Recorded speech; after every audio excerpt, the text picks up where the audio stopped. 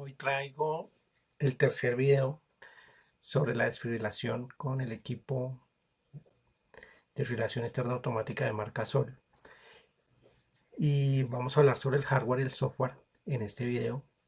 Mi nombre es Ángel Rodríguez, soy asesor de tecnología biomédica y los invito a que continuemos con este viaje. Para continuar, voy a hablarles de un equipo que se utiliza para verificar los desfibriladores. Como ustedes se dan cuenta, este es un simulador de DEA. ¿Qué hace él? Él le envía una señal como si fuera un paciente, en la cual nosotros como operadores le decimos si está en un ritmo para desfibrilación o si no lo está. ¿Sí? Entonces, si está en un ritmo normal o si tiene alguna taquicardia. Entonces, él tiene las diferentes opciones a través de esos botones de decirle al equipo que saque ese tipo de señal para que el desfibrilador la interprete y hagamos la descarga sobre estos círculos que se encuentran acá y se proceda a medir las energías generadas y descargadas y los voltajes picos, las corrientes picos y los tiempos que demora en hacer esas descargas. Entonces, pues aquí traigo varios modelos, generalmente los hace Fluke, es los que más se tienen en el mercado, pero probablemente ustedes conozcan otras marcas. Yo generalmente he trabajado con estos. Y pues lo otro así que es importante es que estos equipos estén calibrados, ¿sí? Que haya una supervisión de parte de un ente que lo valide, que lo haya verificado contra patrones. De esta manera pues vamos a prestar un mejor servicio y vamos a prestar un servicio seguro para el paciente que va a utilizar el DEA. Entonces sí es bien importante ese dato. Una vez ya hemos conocido ese simulador, podemos explicar las características técnicas de los DEAs. Yo les hablaba que en este equipo, en ese simulador, vamos a ver los voltajes picos. Miremos qué es un voltaje pico. Entonces acá los voltajes picos son las corrientes. Perdón, un voltaje no es una corriente. Un voltaje es es la fuerza que mueve los electrones, ¿sí? A través de un conductor. Y acá es la fuerza con que se va a generar esa energía hacia el condensador. Y, y en qué tiempo lo va a hacer. Entonces acá todo esto me lo va a indicar nuestro simulador de paciente. En este caso se generan 913 voltios para el desfibrilador AD+. La corriente pico, y ahora sí, entramos en corriente. La corriente pico es esa cantidad de electrones que pasan por segundo, pero la más alta que le llega al paciente es de 18.3 amperios en un tiempo de 6 milisegundos. Ahí lo podemos apreciar. La otra variable que tenemos ahí que se logra medir es la variable tiempo. Entonces tenemos que 6 milisegundos para voltaje pico, 6 milisegundos, se alcanza ese voltaje pico en 6 milisegundos y alcanza esa corriente pico en 6 milisegundos. La energía, entonces en cuanto a energía tenemos que para nuestro desfibrilador, en esta descarga que se hizo de prueba nos mandó 122 joules. Lo que, lo que indica el fabricante normalmente es que para modo adulto él va a manejar una primera descarga sobre los 120 julios, una segunda descarga a 150 julios y una tercera a 200 julios. Y luego envía el mensaje de comprobar electrodo si el paciente no ha reaccionado, ¿sí? Entonces, eso para modo adulto. Y para modo pediátrico, él maneja en los parches y si tiene el sticker en la, en la carcasa frontal del equipo, es decir, que ya está con el software para que genere estas corrientes. Entonces va a mandar una primera de 50 julios, una segunda de 70 julios y otra de 85 julios. Así igual que como adulto, él va aumentando las descargas para que el paciente reaccione. Eh, bueno, las formas de onda. Entonces, en cuanto a forma de onda, nosotros hablábamos inicialmente cuando arrancaron los desfibriladores, se hablaba de una onda monofásica, la cual era un poco ineficiente ya que, digamos, requería de mucha energía sobre el paciente para poder volver al estado de volver a latir el corazón. Entonces, ya se hicieron estudios, se encontró que la onda bifásica bajaba casi prácticamente a la mitad esa cantidad de energía. Entonces ya estábamos inicialmente cuando era monofásica, hablábamos de 360 joules, un equipo súper grande y que tocaba conectarlo a la pared. Cuando ya llegamos a las ondas bifásicas, llegaron equipos que venían con batería y equipos que no necesitaban de tanta, digamos, energía y que eran eficientes y que volvían a hacer que el corazón volviera a su modo normal de funcionamiento. Sol para este equipo, para la E Plus, él coloca la onda bifásica rectilínea y esta onda pues ya no genera esos picos de la bifásica normal, sino él evita ese pico para, para digamos, estabilizar y que si hay impedancias altas, es decir, una resistencia alta del cuerpo, no vaya a variar.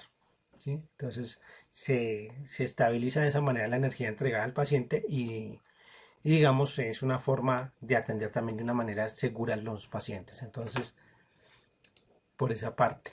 Acá tenemos una comparativa de las ondas en cuanto a la bifásica y a la onda que, digamos, desarrolló Sol. Entonces aquí vemos ya cómo él se mantiene en la línea base de nuestra señal electrocardiográfica, nuestra señal isoeléctrica, para que vuelva el corazón a latir. Esa línea de isoeléctrica es supremamente importante. Como vemos en la bifásica normal, ese pico puede hacer correr la línea base, lo que nos puede provocar alteraciones cardíacas más adelante en el paciente que ha sido tratado con un desfibrilador que no trae esta tecnología. Entonces, digamos, ese es como un plus, realmente hace alusión a su nombre y hace que el equipo realmente pues tenga unas prestaciones mayores. Nuevamente los invito a que se suscriban, los invito a que vean los otros dos videos para que tengamos contexto y los invito a que al suscribirse, pues como les decía en los anteriores videos, ustedes van a recibir un test y al cual si ustedes lo contestan adecuadamente, pues van a tener su certificación de que hicieron esa capacitación.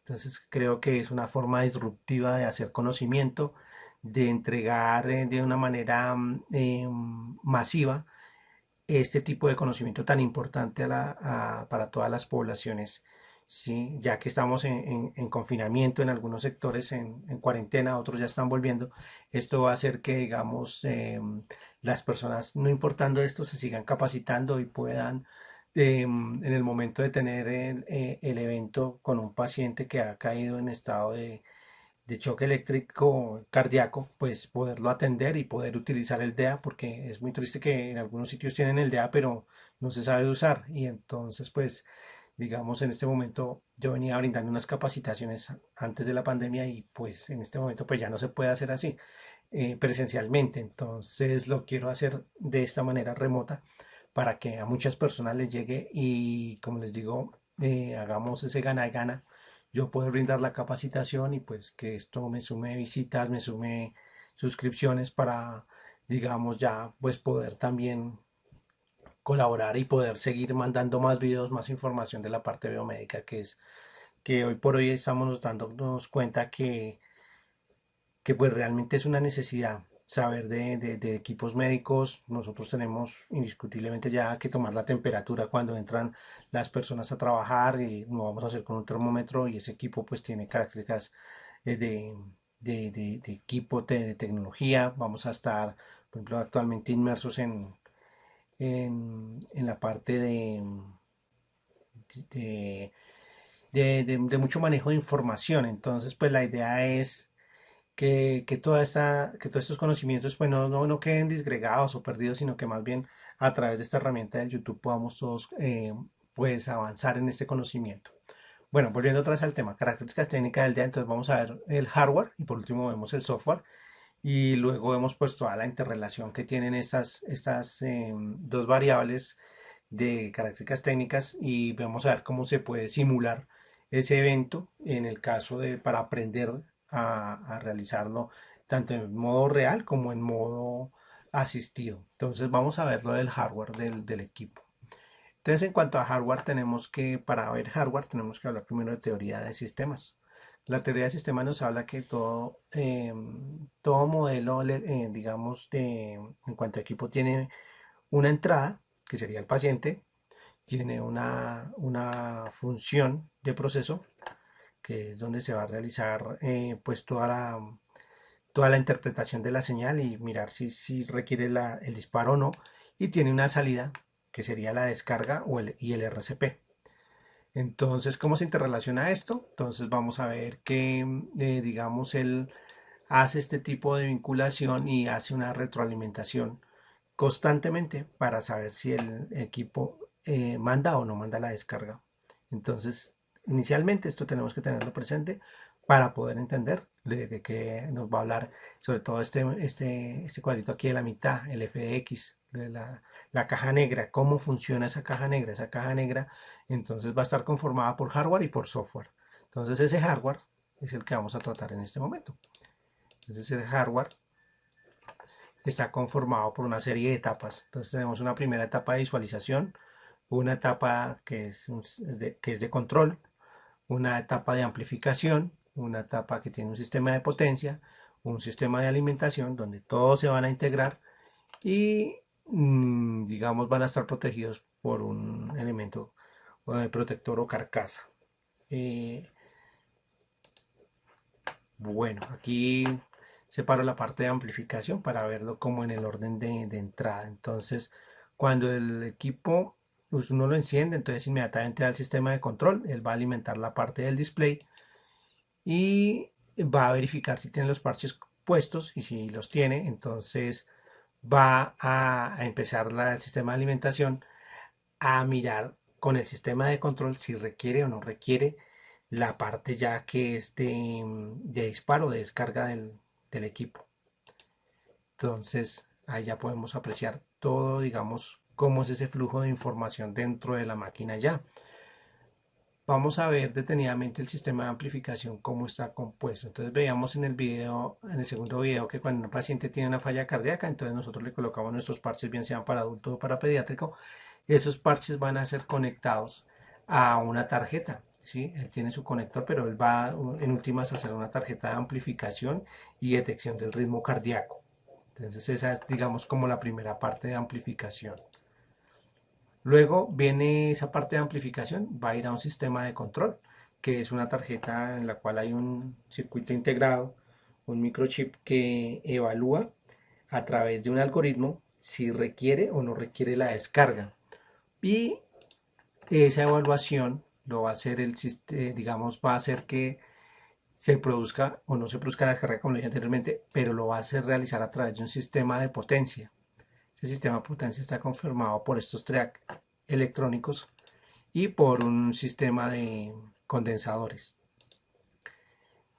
Una vez está ahí, todo este sistema, esa amplificación, control y sistema de potencia, están, digamos, alimentados por el sistema de alimentación, valga la redundancia, que lo conforman las 10 baterías, que nosotros pues debemos cambiar aproximadamente cada 2 años, o digamos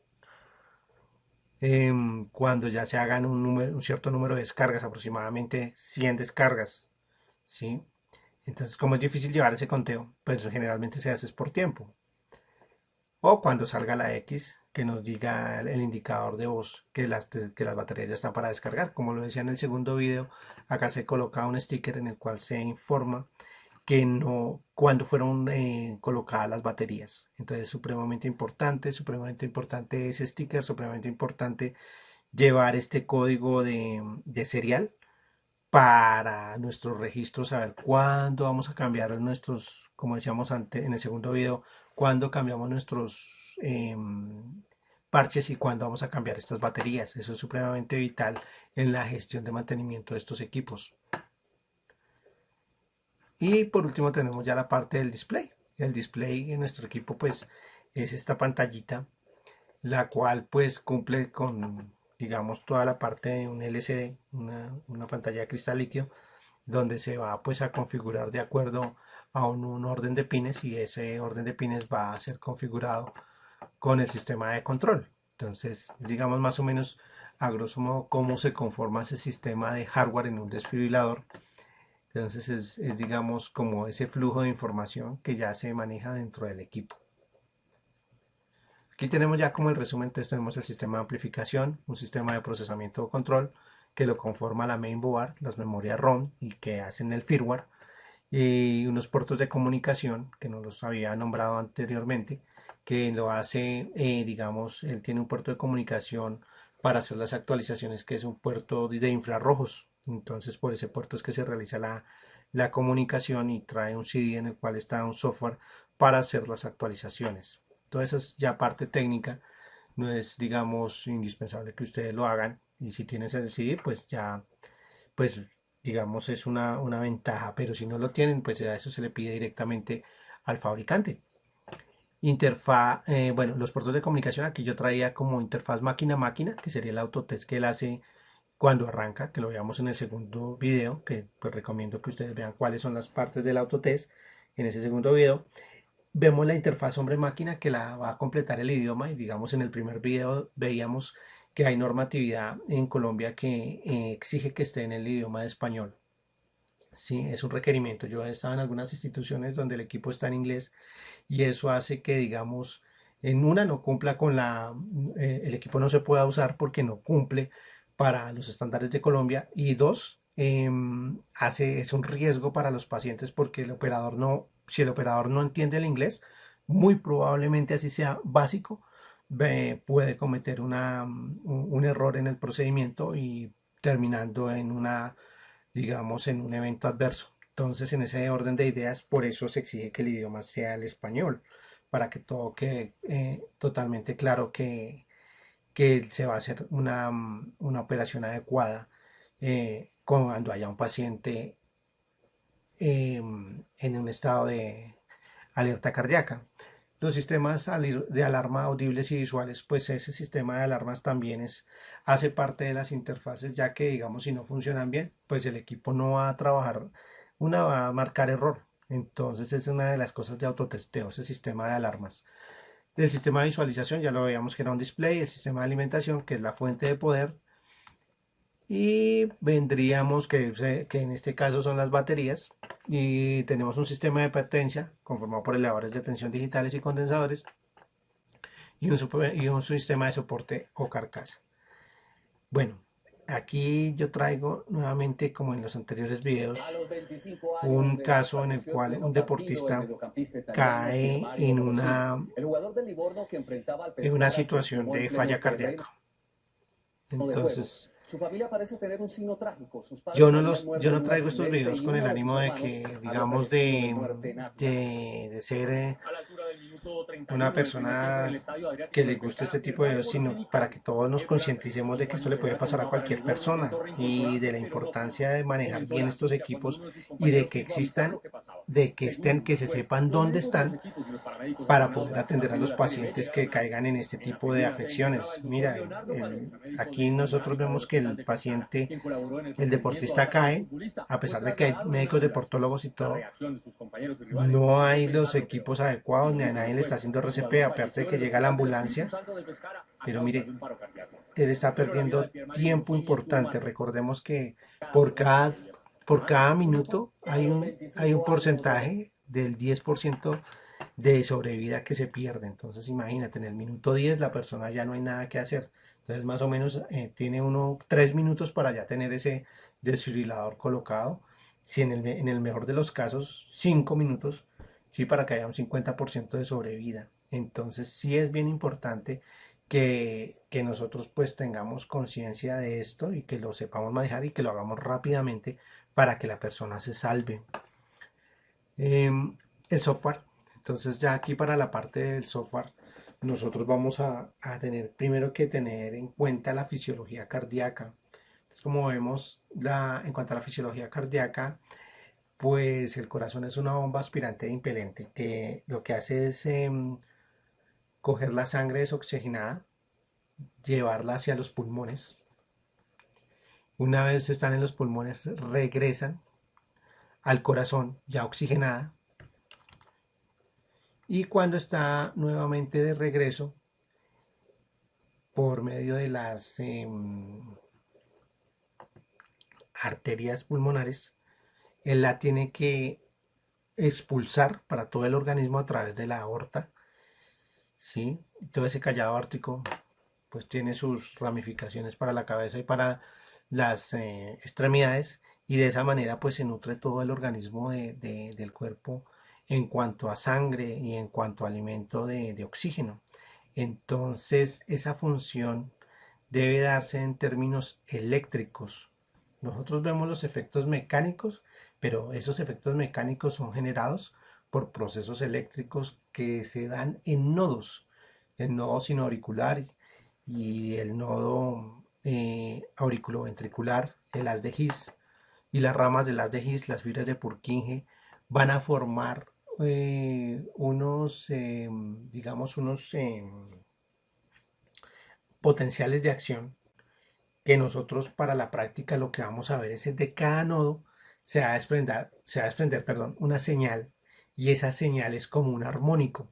Cuando yo uno todos los armónicos me va a generar la señal o la onda del EKG, se llama la onda de PQRS. Entonces esa onda me va a indicar qué acción mecánica se está efectuando en qué momento, y es cíclica. Entonces, cuando un corazón está en funcionamiento correcto, me va a generar esta onda. Esa es la función del desfibrilador y del algoritmo que va a mirar la desfibrilación, va a mirar que esa señal se esté dando. Como ustedes se están dando cuenta, prácticamente es una sumatoria de armónicos que nos dan una señal de EKG, como lo mostraba anteriormente aquí en esta diapositiva. Pues cada nodo nos va a dar una señal y cuando se suman, pues me va a dar la señal total. ¿Mm? Entonces, como primera medida, aquí podemos ver, como estaba hablando antes, que cada onda me da pues una información en qué parte del ciclo cardíaco estoy. Entonces, cuando estoy en la onda P, ¿sí? Entonces es la activación auricular. Cuando estoy en el complejo QRS, estoy en la activación ventricular, ¿sí? Onda P, activación auricular. Las aurículas se activan. Cuando estoy en la onda QRS, estoy en el, perdón, con el complejo QRS, estoy en la activación ventricular. Cuando estoy en la onda T, hay una zona de recuperación o de relajación donde el corazón pues toma otra vez energía para otra vez continuar con la onda P. Entonces acá tenemos ya nuestro ritmo normal sinusal, que se conoce en la parte de fibrilación como el NSR, y ese NSR pues tiene una parte importante que es la línea de base o línea isoeléctrica. Con esa línea isoeléctrica es que yo voy a poder realizar el algoritmo. ¿Cuál es esa línea isoeléctrica? Pues la línea plana que tenemos, que no se venga, permítanme a ver si aquí podemos observarla. Mira, acá se ve, es esta línea, la línea plana, ¿sí? La línea plana, después de la onda P. Entonces ahí está línea plana. Ahí aquí después de la onda T, ahí está línea plana. Esa es la línea isoeléctrica, la línea de base. Entonces cualquier alteración que haya de esa línea de base para arriba o para abajo es la que yo en mi algoritmo tengo que medir en el software. Antes de continuar, pues tenemos que ver también las arritmias, las taquicardias y las bradicardias y su comportamiento con relación al ritmo normal sinusal. Aquí vemos que una taquicardia pues aumenta la frecuencia. Entonces estamos hablando de taquicardias cuando estamos en 120 latidos por minuto, o BPMs en inglés, como lo quieran ver. En bradicardia, pues tenemos un espaciamiento mayor, hay una frecuencia mayor de estas pulsaciones, pero el corazón está funcionando, ¿sí? Pero eso ya hace parte de las taquicardias o arritmias, ¿sí? Más que todo son arritmias. Esas arritmias, entonces, en los modelos de los desfibriladores automáticos, pues no traen esa cardioversión. Recordemos que hay tres modos en la parte de desfibrilación. El primer modo es la desfibrilación externa, que es de la que estamos hablando. El segundo modo es la desfibrilación interna, que se hace con paletas y en una sala de cirugía. Cuando ya el paciente no quiere y no quiere reaccionar, por último tomamos las paletas y le aplicamos directamente la corriente sobre el corazón. Y la tercera es la cardioversión, que es la que yo traigo acá, que no la hacen los desfibriladores automáticos. ¿Sí? Los desfibriladores automáticos están hechos es para que detecten una arritmia, pero en la taquicardia ventricular o la desfibrilación ventricular. Entonces aquí tenemos lo que estamos hablando. Tenemos un ritmo normal. Entró en taquicardia ventricular. Es un ritmo desfibrilable para nuestro equipo portátil, para nuestro equipo de DEA, entonces él va a hacer el disparo. Ok, entonces así se va a formar el algoritmo ya. Estoy mirando que cuando llega una señal que parte de la línea de base con esa forma, entonces me está indicando que debo hacer el disparo. O cuando hace una fibrilación ventricular, que también aquí lo podemos apreciar gráficamente, que es esa alteración del latido cardíaco, donde todos esos nodos que veíamos antes ya no trabajan sincrónicamente, no nos forman el armónico total, sino no nos van a dar información adecuada. Entonces, cuando pasan esos dos eventos, o taquicardia ventricular o fibrilación ventricular, él va a hacer el disparo y nuestro software tiene que atender a eso. Aquí podemos ver en una ecocardiografía cómo se ve realmente estos fenómenos de la taquicardia ventricular y la fibrilación ventricular, los ritmos desfibrilables desde un DEA automático. Acá traigo el simulador de arritmias que me parece importante que lo veamos porque pues vamos a ver los diferentes tipos de arritmias que se pueden dar en un paciente. Aquí nosotros le abrimos, le decimos acá, le damos el nombre, entonces mi nombre Ángel y le decimos aquí comience. Entonces acá podemos el ritmo sinusal, que es el ritmo normal, las bradicardias, que ya lo hemos visto en cómo se ven en un electrocardiograma, y en la taquicardia sinusal. Si ustedes se dan cuenta, pues todo esto ya se puede simular y ya empezamos a ver las diferentes arritmias. Mira todas las arritmias que hay, todas las arritmias que pueden haber. Y yo en cuáles tengo que programar que el equipo dispare, tengo que programarlo en taquicardia ventricular y en fibrilación ventricular. ¿Listo? Si él detecta estas dos señales, ya vamos a mirar cómo lo hace. Entonces él dispara. ¿Listo? Entonces ya vamos a ver lo que es el algoritmo del software. Entonces esto es lo que va a estar ya inmerso dentro del chip que veíamos en la parte de hardware.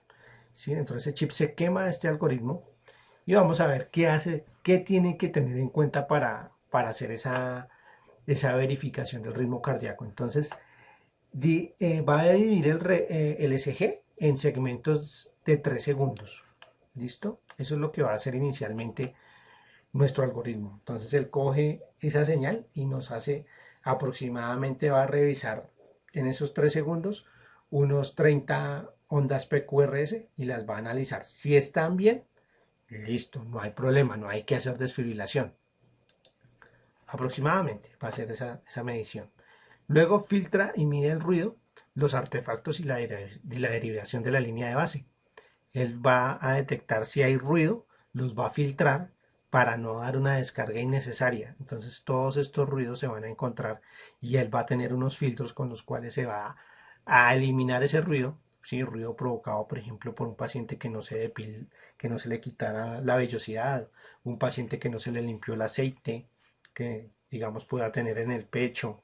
Un paciente, por ejemplo, puede tener ruido cuando se utilizan unos parches viejos que ya sean vencidos y tengan ese líquido que yo les hablaba, que por eso es que se vencen los parches. Entonces todo eso puede generar ruido por unos cables que estén mordiditos, digamos, todas estas cuestiones pueden generar ruido. Entonces el equipo tiene que, el algoritmo, quitar ese ruido para no hacer la descarga. Entonces es importante que se tengan esas rutinas de mantenimiento y esos parches, digamos, al día para que no, para evitar este riesgo, porque si el algoritmo falla, puede hacer la descarga. Entonces, pero él generalmente lo que él hace es medir muchos pulsos, como yo lo mostraba acá.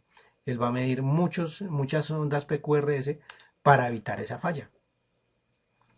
Luego mide el contenido de la línea de base, que se llama oscilación a las frecuencias correctas, analiza y hace un análisis de los dominios de la frecuencia de la señal. Entonces, lo que va a hacer es medir esa señal, la va a muestrear y va a ver con cuánto se alejan de la línea de base. Entonces, todo esto lo tiene que hacer en un tiempo de aproximadamente unos 9 segundos. ¿Sí? Es decir, que aproximadamente cuando el paciente, nosotros entramos a hacer el análisis del paciente, él demora 2 minutos haciéndolo, es decir, que aproximadamente él hace unos 13 barridos para que haya una gran repetibilidad de datos y pueda a aseverarse si sí manda la descarga o no la manda. Entonces eso lo hace bastante seguro.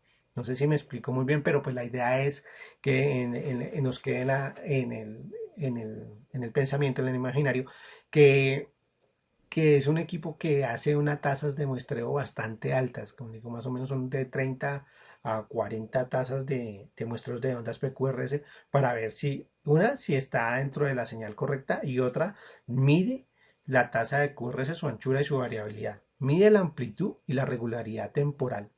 Es decir, él mide esa regularidad entre picos y valles para, lo que les digo, que él determinar si es un ritmo desfibrilable o no lo es. Y luego determina si son tratables por descarga varios segmentos de 3 segundos, y entonces indica al socorrista que trate al paciente. La secuencia de este algoritmo, como lo dije anteriormente, dura 9 segundos. Como les digo, más o menos él hace un barrido de 13 veces todo este análisis, cada vez que él analiza a un paciente antes de disparar. Entonces, por eso este equipo es bastante seguro. Entonces, aquí tenemos, por ejemplo, un ejemplo de cómo se puede hacer esa programación. Aquí tenemos, esto es un programa que se ha hecho en C++, y tiene pues aquí dos funcioncitas del cálculo del voltaje pico y del tiempo de ese voltaje.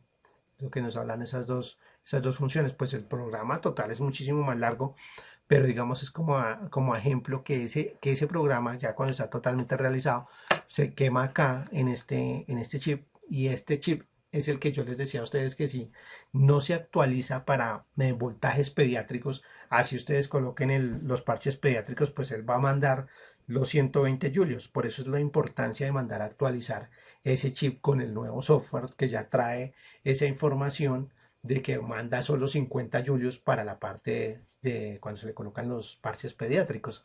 Entonces eso es bien importante en este equipo, y en todos los equipos, más o menos todos trabajan de manera similar. Bueno, aquí salí mal. Entonces acá, bueno, perdón. Aquí venimos acá, vengamos acá, vamos a ¿dónde estamos? Que donde estamos es acá en la parte ya de software. Entonces aquí ya por último en la parte de software nosotros tenemos que darnos cuenta que en estas características técnicas pues nosotros tenemos dos formas, que lo veíamos en el primer video, de aprender a dar RCP, que serán con simuladores. Esos simuladores nosotros normalmente lo que hacemos es eh, lo hacemos físicamente, lo hacemos con simuladores como el que trae DEA, perdón, DEA no, sino Sol, en el DEA Plus, que con este equipo se hace pues toda una simulación, pero física y con maniquí real, ¿sí? En situ, digamos, si bien es cierto, esto se da mucho para la parte, por ejemplo, de simulaciones a nivel de primeros respondientes, pues es muy interesante el equipo, pero pues digamos, en nuestro medio puede ser un poco costoso. Entonces lo he visto en muy pocas, digamos, a niveles universitario, no lo he visto a nivel, digamos, de empresas, porque el equipo es bastante costoso y digamos, aparte pues se pueden utilizar otros recursos. Quiero decir, pues está bien si ustedes lo quieren adquirir, Sol lo ofrece, es un simulador, el cual yo en algunas universidades, como les digo, lo he trabajado. Es muy interesante porque expone unos casos en los cuales la persona aprende unas situaciones específicas con, digamos, entornos especiales de paciente. Entonces, digamos, eso es muy bueno. Pero lo que decía, ahí está el problema de costos. O tenemos la otra opción, que sería la parte de simuladores virtuales. Entonces, a los simuladores virtuales, la inconveniente que yo le veo es la parte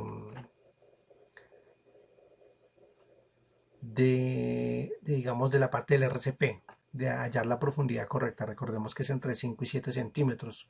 ¿Sí? Entonces, para hallar esa parte todavía pues no hay ápticas que uno pueda utilizar para poderlo hacer. Entonces aquí tenemos esta otra opción, que sería aquí, por ejemplo, entramos a esta página, le damos aquí en demo, y bueno, aquí me pide que tengo que tener un complemento, a ustedes les va a pedir lo mismo. Le dan aquí permitir una vez, le dan nuevamente en demo, y aquí en demo lo que vamos a hacer es pues ya prácticamente realizar lo que el juego, ¿sí? O el reto que nos emplea, que nos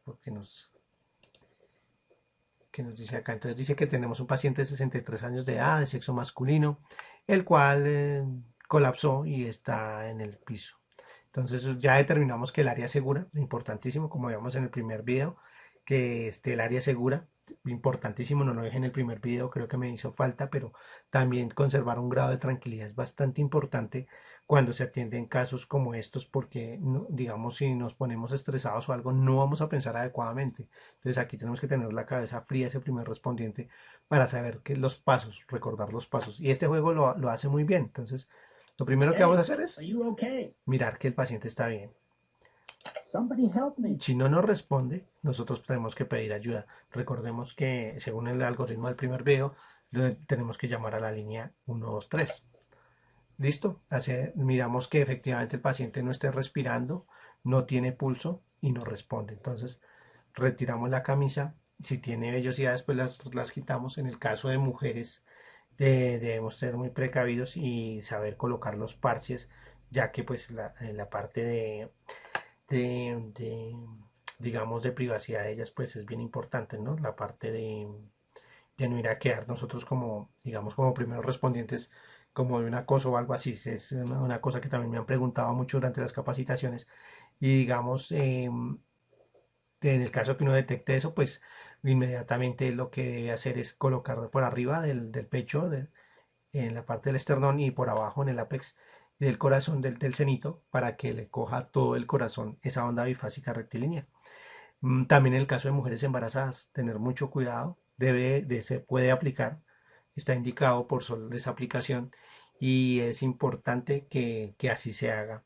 En el caso de pacientes que se hayan mojado, también secarla muy bien toda la parte del tórax y aplicar ahí sí la parte de los parches, quitar su antiadhesivo, mirar si están a la fecha y colocarlos. Si no llegasen a estar a la fecha, pues igual colocarlos, que digamos no es lo recomendable, pero la idea es salvar la vida del paciente. Una vez estamos ahí, ¿qué vamos a hacer? Pues nuestra RCP, que es lo que les digo, aquí nos hace falta una óptica que nos pueda realizar eso, pero pues digamos el simulador hasta ahí iría muy bien.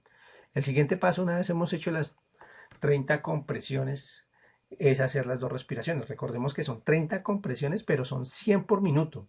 Es decir, que en un minuto vamos a hacer tres veces este procedimiento. Entonces, es bastante extenuante. Y lo siguiente es abrir la vía aérea. Eso sí, debemos hacerlo. Nuestro desfibrilador lo hace de una manera adecuada, ya que tiene pues su tapita y esa tapita nos facilita mucho esa abertura de las vías aéreas, supremamente importante. Y una vez tenemos nuestro paciente con la vía aérea destapada, entonces acá me dice que le demos respiración boca a boca. Esto en este caso del COVID-19, en el entorno del COVID-19, de la actual pandemia, no se debe realizar por riesgo biológico del primer respondiente. Bien puede estar contaminado y uno contagiar al paciente, o bien el paciente puede estar contaminado y hacerle contagio inmediatamente a uno. Entonces lo que vamos a hacer es con un balón ambú, con la válvula expiratoria, realizar estas dos ventilaciones. Sí, yo sé que de pronto en muchos sitios no esté este tipo de información de esta manera, pero se hace necesario que la hagamos, digamos, que la hagamos viral. Estos sí son de las cosas que hay que hacer viral, ya que, digamos, ese balón debe ir también dentro de ese racket para que las personas, pues, no se contagien, ¿sí? O si no, definitivamente no se podría dar la ventilación, no sería aconsejable.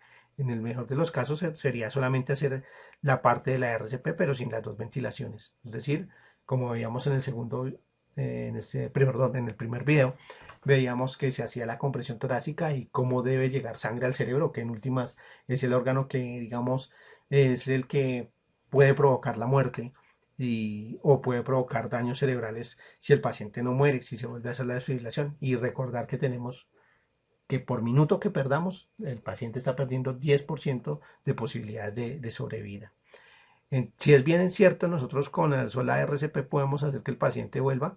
Es una proporción 3 veces menor a la que se logra con el DEA. Por allá veíamos que aproximadamente en el primer video lo veíamos que se salva entre un 30 a 50% más las personas que usan el DA. Claro, ¿por qué se salvan? Porque pues va a tener una energía que colabora para esa reactivación cardíaca. Entonces, como hablábamos, colocábamos en el esternón, en el ápex del paciente, los dos parches. Una vez se coloca así, pues la señal la señal del desfibrilador o el impulso de energía, y los 120 joules van a girar y van a hacer que el corazón responda adecuadamente. Si es un niño, entonces en la parte anteroposterior, entonces la primera paletica se coloca en el pecho y la otra se coloca en la parte posterior.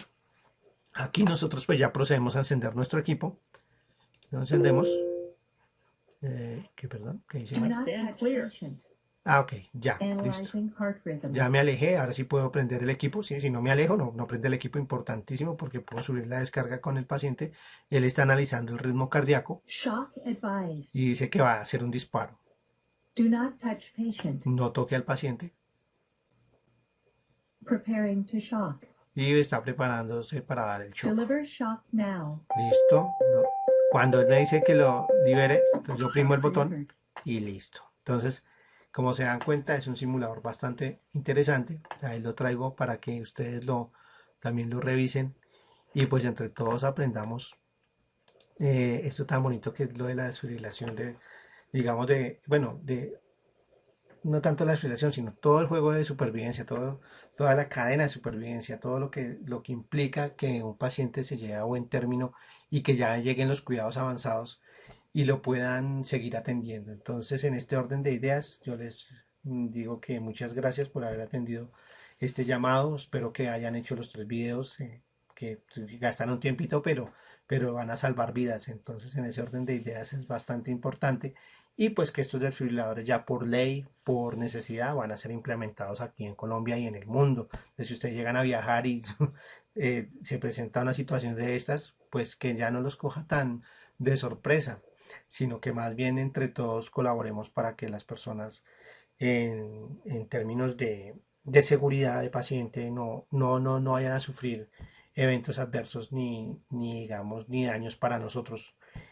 Y bueno, eso es todo. Les digo que una feliz noche, día o tarde donde se encuentren. Y cuando lo hayan visto, espero que se suscriban nuevamente. Pues el compromiso es que el que se suscriba a este video, pues mandarle la parte del test en el cual si lo pasa, pues entonces obtendrá su certificado y pues a mí me colaboran con la parte de suscriptores.